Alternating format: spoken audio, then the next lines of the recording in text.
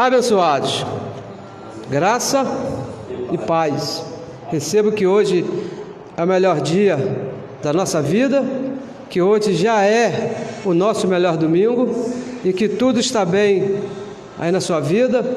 Recebo que você já tem os olhos do entendimento iluminados e que o que você vai ouvir aqui hoje vai mudar, vai transformar a sua maneira de pensar. Como disse o apóstolo Paulo escrevendo aos Romanos, no capítulo 12, no versículo 1 e versículo 2, rogo pela transformação do entendimento.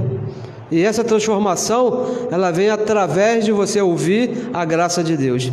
Antes de começarmos aqui, eu gostaria de pedir desculpa aos abençoados que estavam esperando uma música, um louvor, que o nosso aparelho deu um probleminha técnico aqui no começo, então não foi possível transmitir o louvor, mas na próxima reunião com certeza estaremos aí transmitindo o louvor. E também gostaria de agradecer a você que vem compartilhando as mensagens, a você que já se inscreveu no canal do YouTube, porque a palavra está correndo, está sendo glorificada também através aí do seu trabalho. E também gostaria de mandar uma saudação, uma abençoada aqui de Duque de Caxias, que vem nos ajudando, cooperando com o Evangelho, a abençoada Eliana Souza. Abençoadas, um abraço, receba aí a nossa gratidão, receba aí o nosso carinho por você estar participando com esse trabalho. E também nós temos falado aqui várias vezes, muitas das vezes, que aqui não existe um só que trabalha. Para que eu possa estar aqui falando, muitos já trabalharam, muitos estão trabalhando nesse momento para que esse microfone tenha o som, para que tudo aconteça da melhor maneira. E eu já havia me esquecendo aqui de honrar um abençoado, um colaborador que vem trabalhando com esse intuito. Eu estou falando aqui da abençoada Marcele Oliveira, que vem trabalhando aí na nossa internet, que cuida da nossa página do YouTube e tem feito um trabalho com muito carinho, com muito amor. E aqui eu gostaria de agradecer a essa abençoada por esse carinho, por esse trabalho. Marcele Oliveira é a filha do abençoado Márcio Oliveira. Abençoados, tudo está bem, recebo que a sua vida está sempre conduzida em triunfo. E nessa manhã vamos aqui àquele assunto que o nosso Pai colocou na nossa mente para que eu possa estar falando. Não tem aqui nada de mim mesmo, mas o que nós aprendemos e ouvimos no Evangelho da Graça. Aqui não tem nenhuma revelação minha que eu possa passar para você. Eu estou aprendendo da mesma maneira que você está aprendendo. Apenas hoje sou eu que estou aqui. Amanhã eu recebo que seja você aqui falando e eu ali sentado ouvindo você ensinando a palavra do nosso Pai. O tema de hoje: uma igreja viúva. Uma igreja viúva. Olha, abençoados, veja bem, a posição da igreja de Cristo, ela tem uma posição, ela é casada com Cristo ressuscitado. Isso aí é uma posição, isso aí não muda. A igreja de Cristo lá na cruz, ela foi casada com Cristo, era noiva até então, mas quando chegou ali na cruz, como diz um abençoado que nos ensinou muito, ele disse o seguinte, que a aliança trocou de mão, passou da mão direita e passou para a mão esquerda.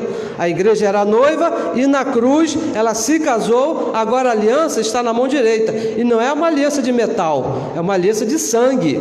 Cristo morreu e nos casou com Ele mesmo. Somos esposa de Cristo no Espírito. A igreja está casada.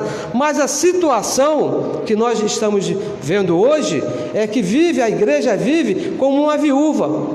Não sabe que o marido ressuscitou. A igreja atual, que nós temos visto por aí, ela vive como se o marido, se Jesus de Nazaré não tivesse morrido e nem ressuscitado. Vive de uma maneira como se tivesse viúva. Parece até que Cristo ainda está morto. Porque a igreja, ela tem direitos adquiridos por ser esposa de Cristo. O Evangelho diz lá em Romanos que nós somos mais do que vencedores em Cristo Jesus. Isso é um direito adquirido por Cristo lá na cruz. Então você é esposa de Cristo. Mas a igreja que nós vemos hoje atualmente, que é a esposa de Cristo, vive por aí chorando, se humilhando, ainda usa muito aquele versículo: se o meu povo se humilhar, se arrepender, então eu dos altos céus. Abençoados, essa posição era a posição da noiva. A igreja de Cristo, ela é mais do que vencedora em Cristo Jesus. Não tem que se humilhar. A igreja, ela tem um direito conquistado por Cristo. Não foi você, foi Cristo, nosso esposo, que conquistou lá na cruz. Por isso que nós estamos casados com Cristo. 2 Coríntios capítulo 11, versículo 1 e versículo 2.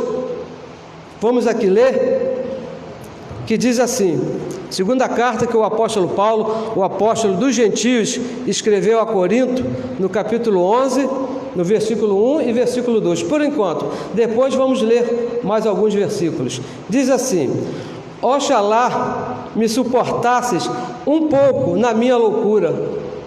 Suportai-me, porém, ainda.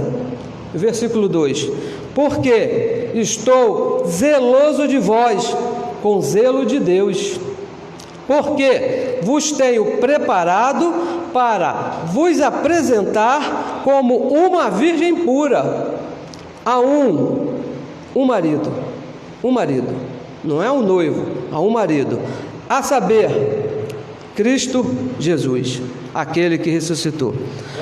Abençoados, quando nós aqui falamos igreja, nós não estamos falando da denominação A, da B, da C, não é isso. Nós estamos falando da reunião de todos os filhos de Deus que estão espalhados por aí no sistema religioso.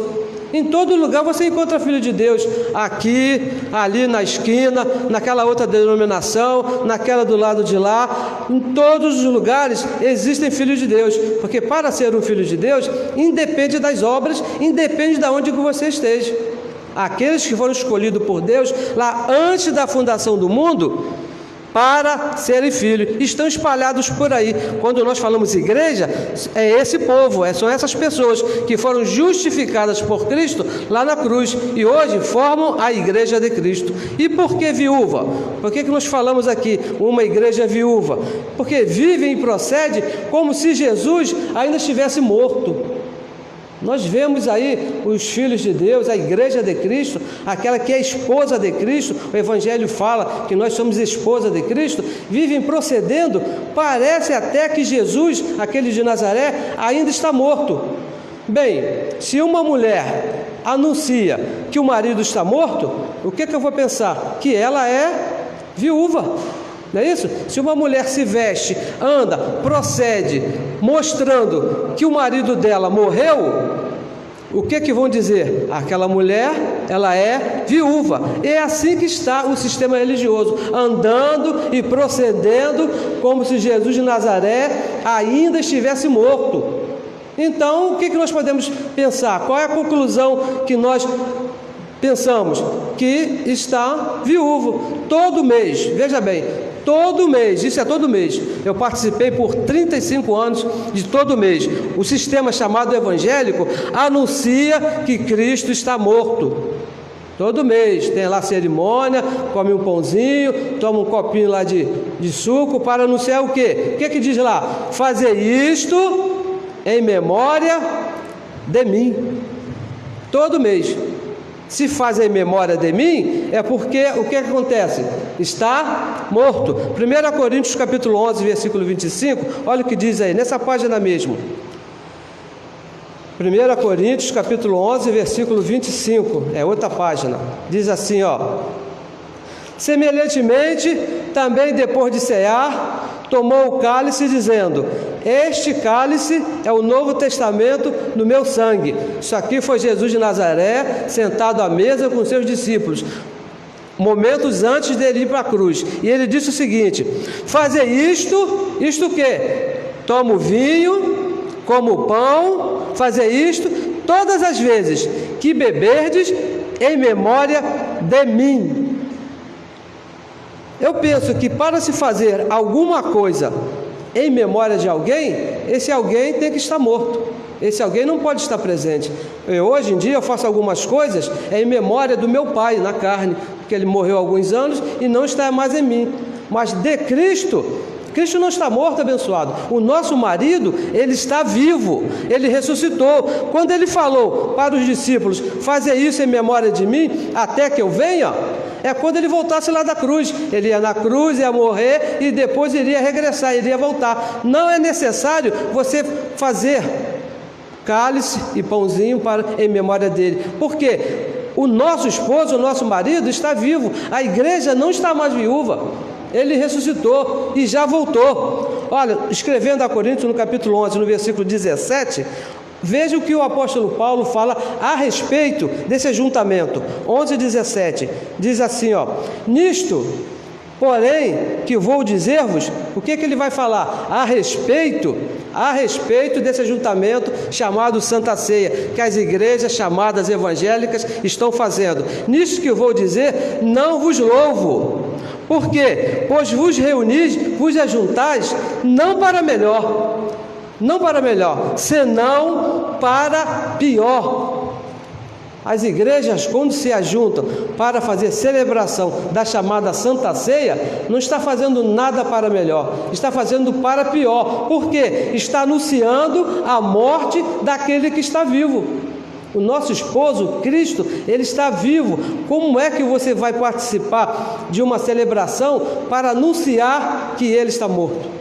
O nosso esposo, Cristo, ele está vivo. Assim, abençoados, é que funciona uma reunião no sistema chamado cristão. Não para melhor, senão para pior. Toda reunião que anuncia a morte de Cristo, não para melhor, sim para pior. Por que para pior? O que acontece ali que é para pior? Negam que o marido está vivo. Todas as reuniões chamadas do sistema evangélico estão anunciando que Cristo não está vivo, estão anunciando que o marido ainda está morto. Veja bem, quando se reúnem para fazer jejum, o que acontece com o jejum? Marcos capítulo 2, versículo 18, alguns perguntaram a Jesus: por que os discípulos de João fazem jejum e os seus não fazem? Por quê? Porque Jesus estava ali presente com ele. E jejum é um momento de tristeza, de agonia. Cristo, ele habita no nosso espírito. O que pode trazer de agonia para você? O Evangelho diz que em Cristo nós estamos completos. Não tem necessidade de você fazer um jejum para completar o quê? Para pedir o quê? Se nele estamos completos. Lemos agora há pouco aqui, Efésios capítulo 1, versículo 3, que em Cristo ele nos abençoou com todas as bênçãos espirituais celestiais. O que você vai querer para fazer um jejum? Quando alguém se reúne para fazer um batismo nas águas, para que serve um batismo nas águas? Para tirar os pecados. Estão dizendo que o marido está morto, porque o Evangelho diz que quando Cristo morreu e ressuscitou, ele tirou o pecado. Quando a igreja se ajunta para fazer batismo nas águas, está dizendo que Cristo não ressuscitou, porque ainda está em pecado.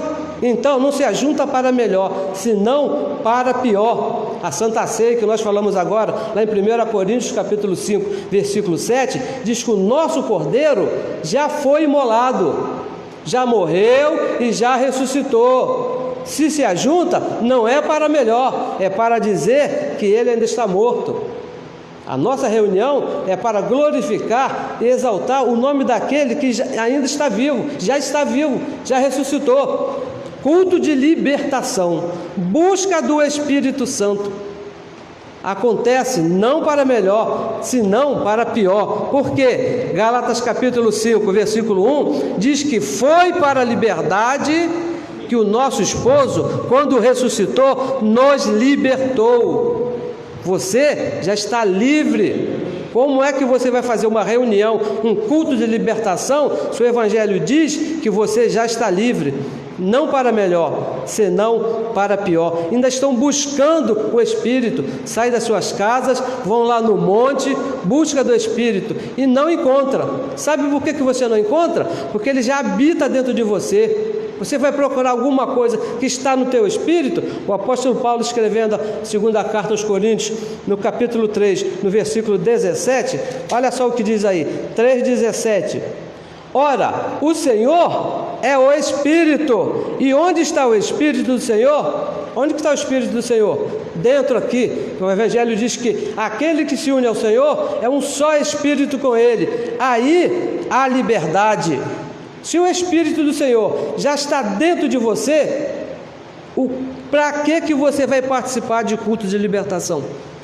para pior e não para melhor. Você não precisa de culto de libertação. Já temos falado aqui várias vezes, você precisa de conhecimento, conhecer a tua posição em Cristo Jesus, saber que o teu esposo, o teu marido no Espírito, está vivo e habita em você e já adquiriu para você todas as bênçãos. Lá na cruz do Calvário, o Evangelho diz que Ele nos abençoou com todas as bênçãos. O marido está vivo e habita no nosso espírito. 1 Coríntios capítulo 6, versículo 17, diz que aquele que se ajunta ao Senhor é um espírito com Ele. Ele não está lá, não está cá, não está lá em cima, não está lá embaixo, Ele está aqui, dentro do nosso espírito. Quando você chega, Ele chega contigo.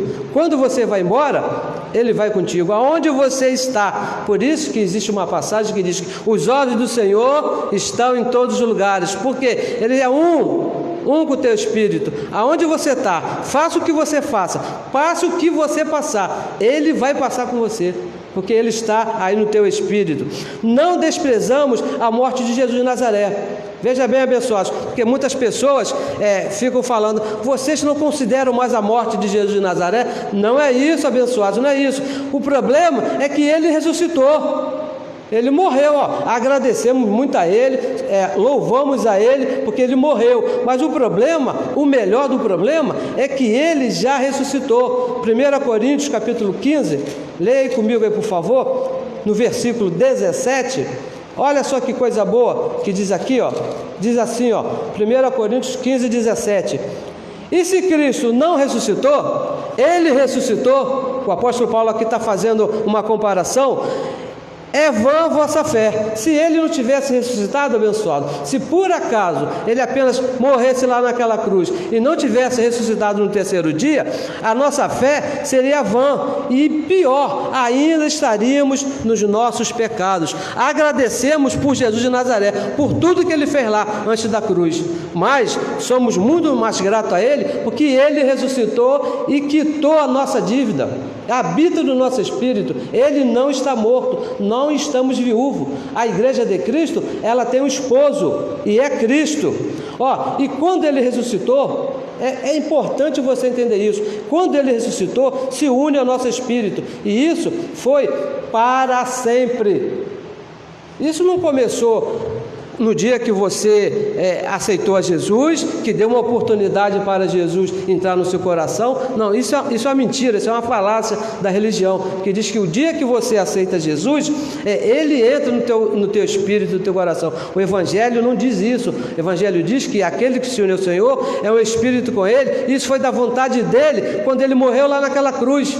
Ele sempre esteve no teu espírito. Você que não sabia, você que não tinha conhecimento, mas quando Ele morreu e ressuscitou, Ele veio e habitou no espírito de todos os filhos. Todos os filhos, não importa onde ele esteja, não importa o que ele está fazendo, ele tem o Espírito de Deus ali. Mesmo que ele se comporte mal, mesmo que ele faça tudo errado, mesmo que ele não saiba nada, mas o Espírito de Deus está ali nele, porque isso foi uma promessa de Deus lá no passado, e cumpriu ali na cruz do Calvário. Somos um espírito com Ele para sempre, independente de qualquer coisa. Escrevendo nos Efésios, capítulo 2, versículo 8 e versículo 9, diz que nós somos salvos pela graça. O Espírito dele veio pela graça, sem o nosso merecimento. Não veio pelas obras, para que ninguém se glorie. Não depende das obras, ter o Espírito dele em nós. Ele que quis, Ele resolveu habitar no nosso espírito. Nós somos moradia, somos templo do Espírito Santo de Deus. Romanos capítulo 15, vamos aqui seguir mais um pouco. Romanos 15, versículo 8, diz assim, acompanhe aí por favor, abra sua Bíblia, anote, porque é importante que você acompanhe, é importante que você anote, porque existe muitos que falam, muitos que dizem coisas. O apóstolo Paulo diz que há muitos faladores e poderão perturbar a sua mente se falar diferente do Evangelho. Então é necessário que você acompanhe, é necessário que você anote, é necessário que você confira tudo. Romanos capítulo 15, abra sua Bíblia no versículo 8, diz assim, digo, pois, que Jesus Cristo foi ministro da circuncisão.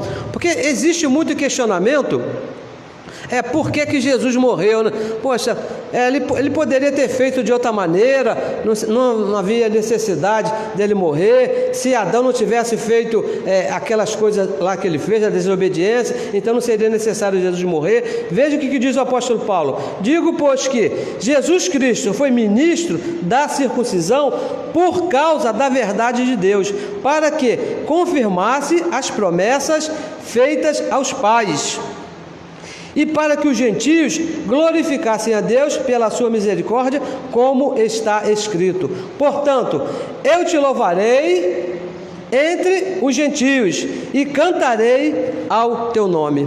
Abençoado, se ele não morre, se Jesus não ressuscita, os nossos pecados não seriam perdoados.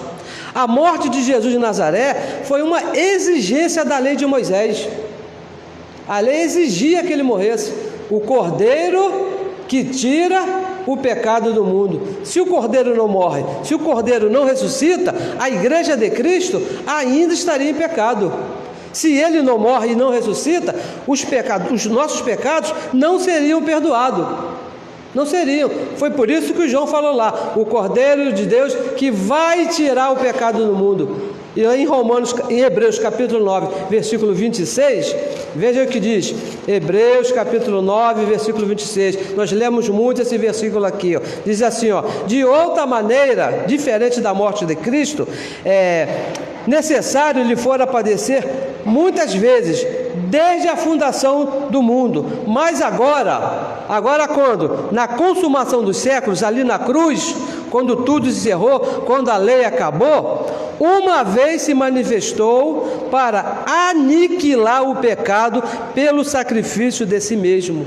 Foi necessário ele morrer, foi necessário ele passar naquela cruz, porque senão os pecados não seriam perdoados, a igreja estaria em pecados ainda. Mas ele morreu e ressuscitou, porque fazia parte do pacto da lei. A lei exigia a morte de um cordeiro, e o único que tinha condições de passar naquela cruz e tirar os pecados da humanidade, o próprio Deus manifestado no corpo de carne, porque havia algumas exigências para que isso se cumprisse. Teria que ser alguém sem relação com o pecado, alguém que morresse ali na cruz e mais, no terceiro dia, ressuscitasse. Quem conseguiria isso? Até nascer sem pecado, sem ter maldade? Talvez alguém conseguisse. Cumprir os 613 mandamentos? Quem sabe? Muito difícil, quase impossível, mas alguém talvez até conseguisse. Morrer na cruz? Até muitos morrem, mas ressuscitar no terceiro dia, como tinha anunciado antes, somente o próprio Deus ali naquele corpo que ressuscitou a Jesus de Nazaré. Então, abençoados, no versículo 9, ele também diz que pela sua misericórdia, como está escrito, te louvarei. Nós temos aqui motivos, razões demais aqui para louvar, para agradecer a nosso Deus por tanta coisa que Ele fez. Romanos no capítulo 9, no versículo 15 e no versículo 16, ele diz que terei misericórdia de quem eu quiser ter misericórdia. Olha, se você não tinha nada para agradecer a Deus por tantas coisas que Ele fez, saiba que Ele teve misericórdia de você. Romanos capítulo 9, no versículo 15, diz assim, ó, vamos ler aqui, ó: pois diz a Moisés, compadecer-me-ei de quem me compadecer, de quem Ele quiser, e terei misericórdia de quem eu tiver misericórdia.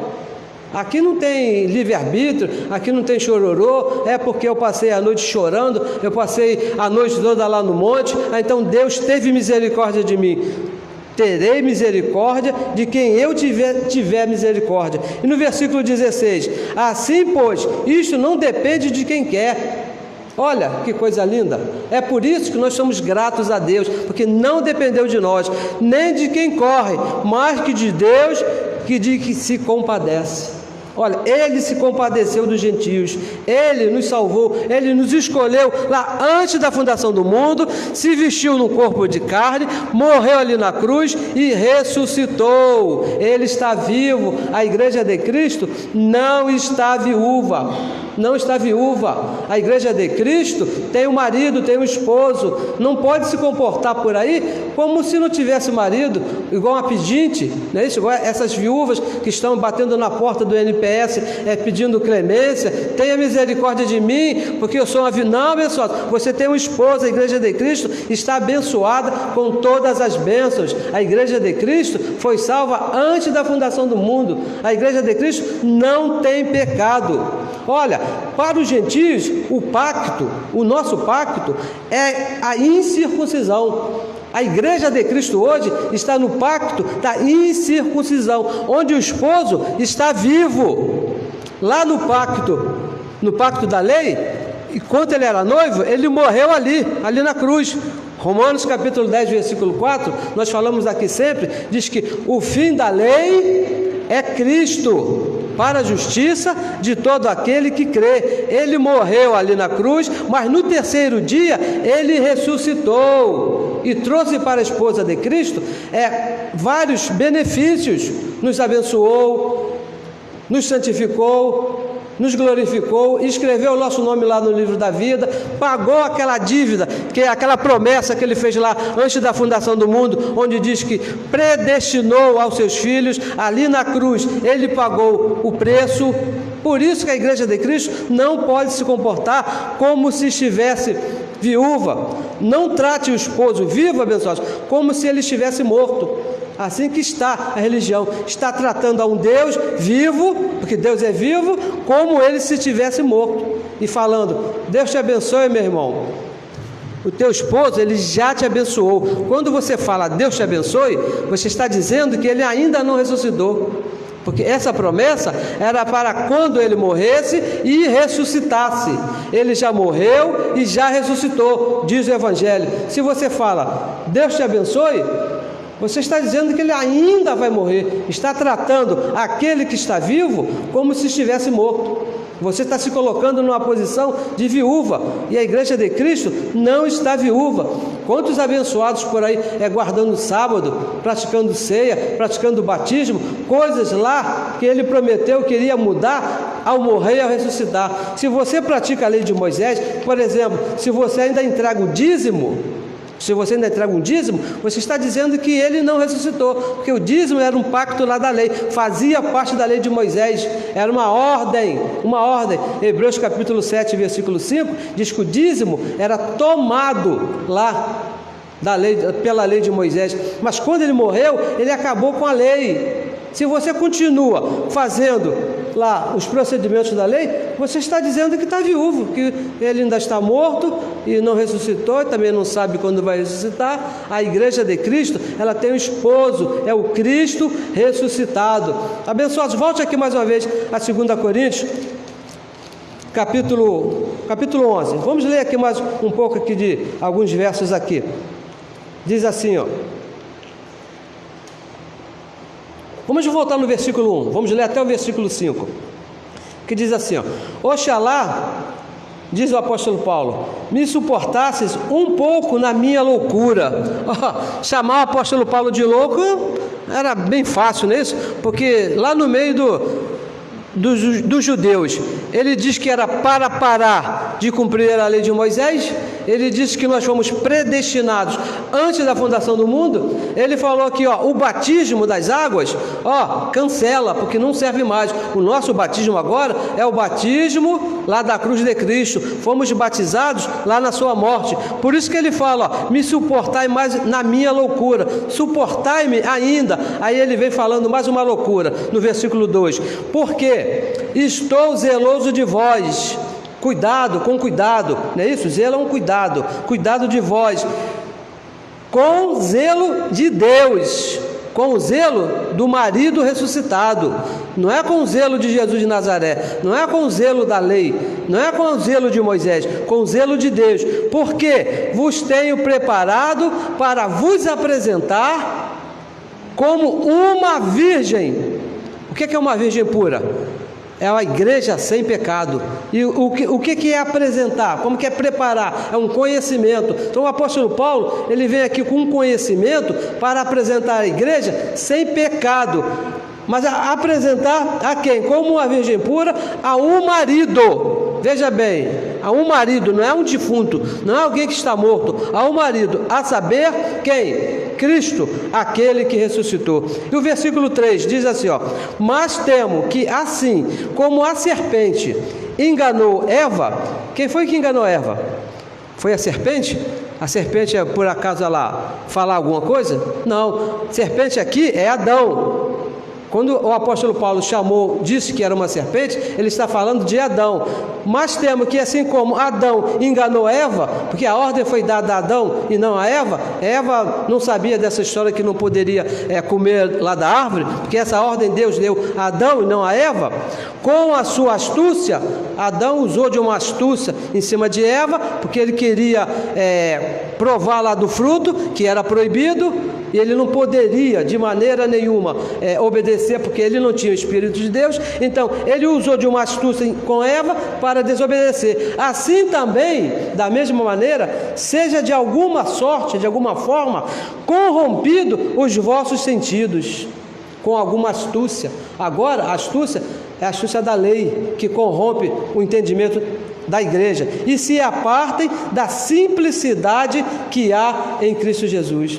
Então, abençoados, a serpente era Adão, não era uma cobra, era Adão. A simplicidade do evangelho é essa: um só esposo, o ressuscitado. Isso é uma coisa muito simples, bem fácil de se entender. Cristo morreu, ressuscitou, estamos casados com Ele e Ele habita no nosso espírito. Essa é a simplicidade que o evangelho fala, que Paulo temia que alguns se afastassem dessa simplicidade e voltassem lá para Jesus de Nazaré, para o viúvo, lá para o morto, que a igreja diz, o sistema diz, que ainda está morto. Insiste em falar que ele não ressuscitou com as suas obras, com as suas ações. E quando o evangelho diz que ele já morreu e já ressuscitou. E o versículo 4 diz assim, ó: porque se alguém for pregar-vos outro Jesus, que outro Jesus? Jesus de Nazaré. O Jesus que Paulo apresenta é o Cristo ressuscitado. Então ele fala: se alguém for pregar a Jesus de Nazaré, algo que nós não temos pregado, ou recebeis outro espírito, outro comportamento que não recebeis, ou outro evangelho, o evangelho da circuncisão, o evangelho de Moisés, o evangelho de Jesus de Nazaré, não abraçais, não aceiteis. Com razão você vai sofrer. Quando você sai da sua posição de esposo e se mete nessa posição de viúva, com certeza você vai passar necessidade, porque com o esposo você não vai ter necessidade, porque o evangelho diz que em todas as coisas somos mais do que vencedores. Todas as coisas cooperam para o bem daqueles que amam ao Cristo ressuscitado. Mas se você se meter com Jesus de Nazaré, aí então os seus entendimentos vai ser corrompido e você vai sofrer, vai passar privações. E no versículo 5 diz assim, ó: porque penso que em nada fui inferior aos mais excelentes apóstolos. Por que apóstolos? Os apóstolos da circuncisão, Pedro, Tiago e João, que estavam trazendo de volta, ou melhor, estavam continuando com a doutrina de Jesus de Nazaré, estavam corrompendo a igreja de Cristo na sua mente, no seu conhecimento, porque o nosso Cristo é o ressuscitado. Os apóstolos deveriam parar ali, deveriam parar na cruz, mas eles continuaram com Jesus de Nazaré, porque esse trabalho foi dado unicamente, exclusivamente ao apóstolo Paulo. 2 Coríntios capítulo 11, no versículo 13, olha o que Paulo diz a respeito desses apóstolos: porque tais falsos apóstolos, mas algumas pessoas poderiam até falar, mas não seriam outros apóstolos? Havia outros apóstolos além de Pedro, Tiago e João? Não, nessa época só havia Paulo, que havia sido levantado 30 anos depois que Jesus morreu e ressuscitou, e havia também Pedro, Tiago e João, aqueles que andaram junto com Jesus de Nazaré. Então Paulo diz: porque tais falsos apóstolos são obreiros fraudulentos. antes da cruz, para nós, é uma fraude.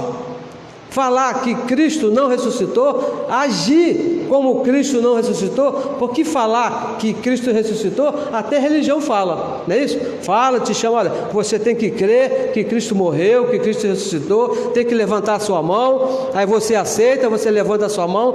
Quando você levanta a mão e chega lá, eles te levam para Jesus de Nazaré e dizem que ele não ressuscitou com as suas ações. E diz mais, transfigurando-se em apóstolos de Cristo. Por que transfigurando-se? Porque não são apóstolos de Cristo. Pedro, Tiago e João, eles foram apóstolos de Jesus de Nazaré. Os apóstolos abençoados, eles tratam de manter Jesus de Nazaré na mente da igreja. Se você se levar pela doutrina de Pedro, Tiago e João, você vai estar vendo Jesus antes dele ressuscitar. Então o teu proceder, o teu agir vai ser de acordo com Jesus de Nazaré e vai estar negando que Cristo está vivo. Porque as ações deles foi tudo de acordo com a lei de Moisés. Eles aprenderam com Jesus de Nazaré. Ao ponto, veja bem, a coisa é tão séria que ao ponto de João, o apóstolo João, chamar Paulo de anticristo.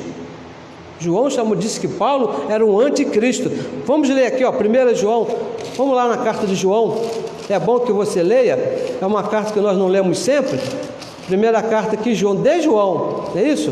A carta é dele mesmo, ele escreveu, então a carta é dele, não é da igreja de Cristo, a carta é de João.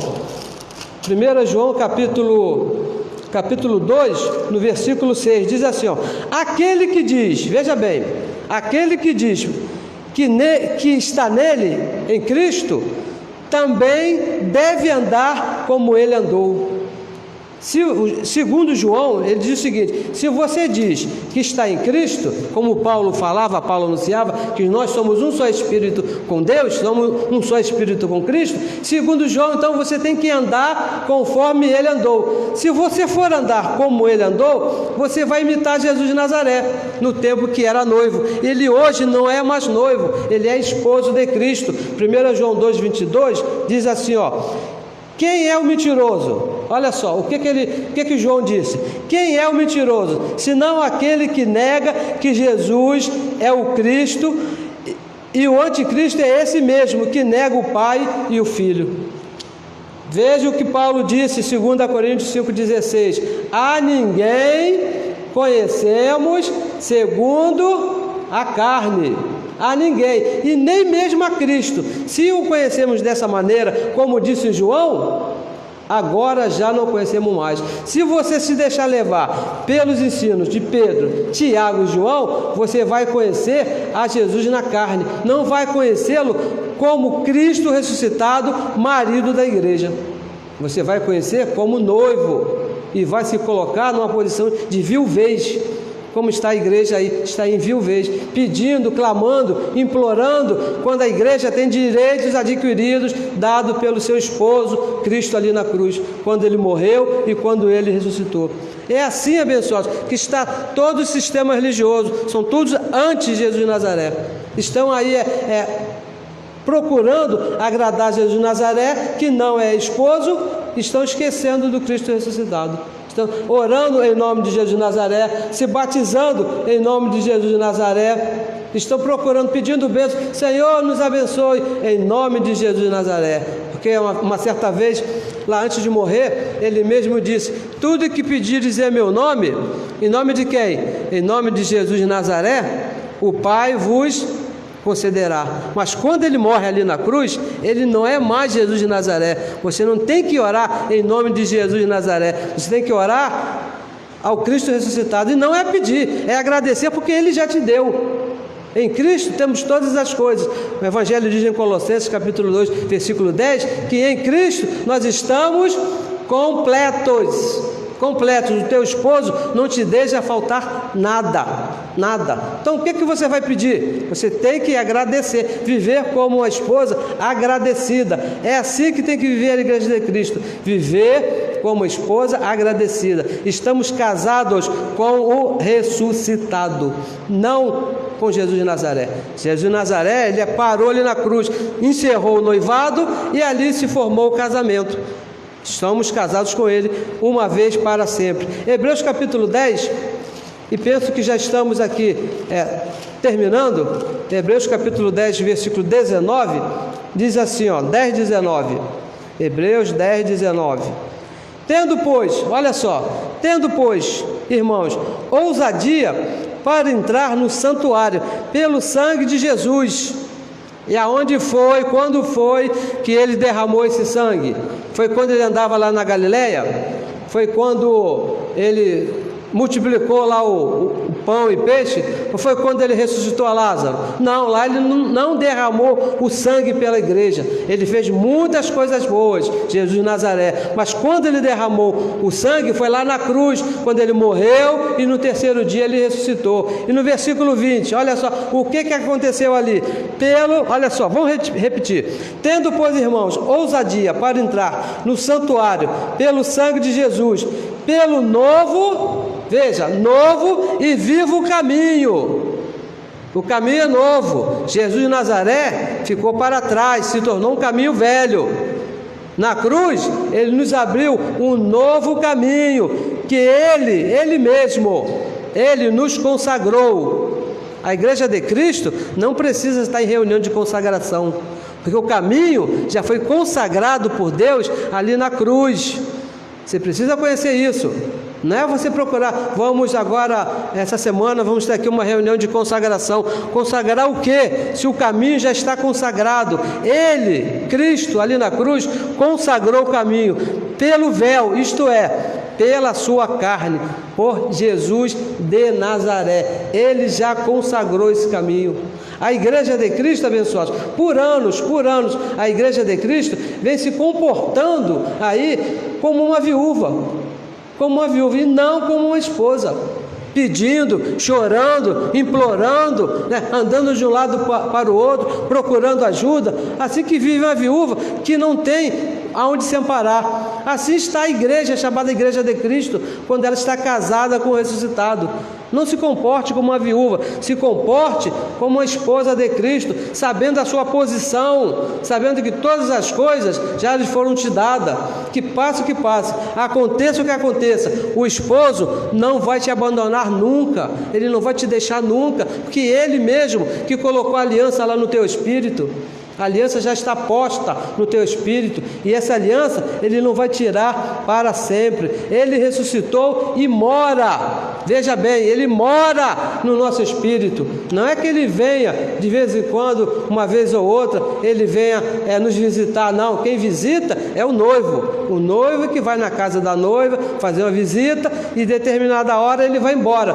Mas o Cristo ressuscitado, ele é nosso esposo e mora, habita no nosso espírito. Não vai te deixar nunca ele vai te deixar. E concluímos tudo que nós estamos dizendo até agora em Romanos capítulo 7, no versículo 4. Veja bem, abra sua Bíblia aí e veja aí, 7, versículo 4 diz assim, assim, meus irmãos, veja bem, igreja de Cristo, irmãos, a igreja de Cristo, assim, meus irmãos, também nós, a igreja de Cristo, estamos mortos para a lei, pelo corpo de Cristo. Como que se chamava o corpo de Cristo? Jesus de Nazaré. Quando ele andou aqui nesse mundo, quando ele passeou por aqui, quando ele veio cumprir a lei, quando ele veio cumprir o propósito determinado por ele mesmo, ele usou um corpo chamado Jesus de Nazaré. E ele morreu naquela cruz, cumpriu os 613 mandamentos. E diz mais: para que, aqui, assim, meus irmãos, também vós estáis mortos para a lei pelo corpo de Cristo. Para quê? Para que sejais de outro, do marido, do esposo, daquele que ressuscitou dentre os mortos. Ele morreu, mas no terceiro dia ele ressuscitou. Agora é Cristo ressuscitado. Ele morreu, Jesus de Nazaré, voltou, Cristo ressuscitado. Ele não está mais em Nazaré, ele não pode ser mais chamado de Nazaré, porque ele agora é Deus sobre todos e sobre todos. Ele é Cristo ressuscitado. A igreja de Cristo está casada com ele. Estamos casados. E esse casamento, abençoados, é uma vez para sempre. Não tem separação, não tem juiz que mude essa sentença, não tem juiz que vá assinar o divórcio, porque o juiz é ele mesmo, e ele já disse que não há separação. Aquele que se ajunta ao Senhor é um só espírito com ele. Abençoados, eu recebo que essa seja a sua melhor semana, eu recebo que tudo está bem e que você viva a partir de hoje de acordo com a sua posição em Cristo Jesus. E qual é a sua posição? Uma posição de esposa. Você não está viúva, a igreja de Cristo não é uma esposa viúva. Não se comporte, não apenas diga que ele ressuscitou, mas se comporte como ele estando ressuscitado, porque ele está ressuscitado e habita no nosso espírito. Abençoados com todas as bênçãos. Amém.